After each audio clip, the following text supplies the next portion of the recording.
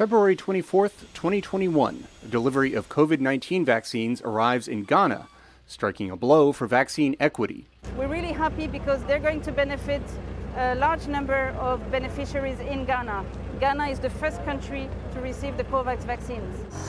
The UN-backed COVAX program aimed to help low and middle-income countries get access to COVID vaccines after rich countries had locked down most of the early supplies. The program struggled to compete for limited doses. After nearly 2 billion shots delivered, COVAX is narrowing its scope to serve the poorest countries. That's in part because 2 years later, there are plenty of shots available. Not everyone is getting them, however, says Duke University global health professor Krishna Udaikumar. The inequities really are stark and continued. In Africa, only 25% of the population of the entire continent is fully vaccinated, compared with more than 75% in places like South America.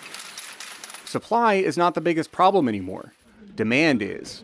People in lower-income countries are not lining up for COVID shots, says Center for Global Development health expert Janine Madan-Keller. This lack of demand is really a concerning trend we're seeing. The reasons behind low demand, I'd say, are quite complex and multifaceted. Misinformation about the vaccines is rampant. Trust in governments providing the shots is low. And many people in lower-income countries don't see COVID as much of a threat.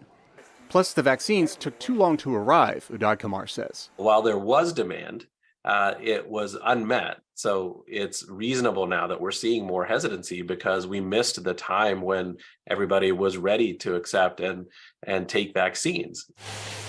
Much of the delay was because vaccine manufacturing is concentrated in a few, mostly wealthier nations.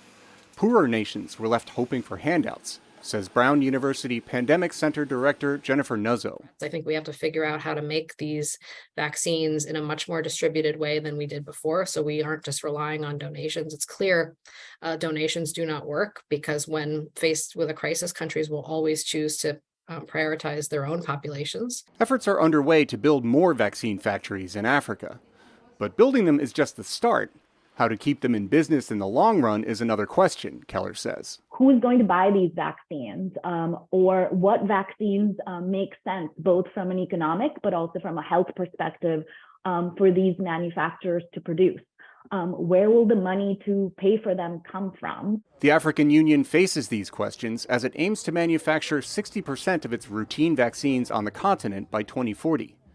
The challenge is to build a sustainable vaccine industry that can handle both regular vaccines and the inevitable next pandemic. Steve Baragona, VOA News.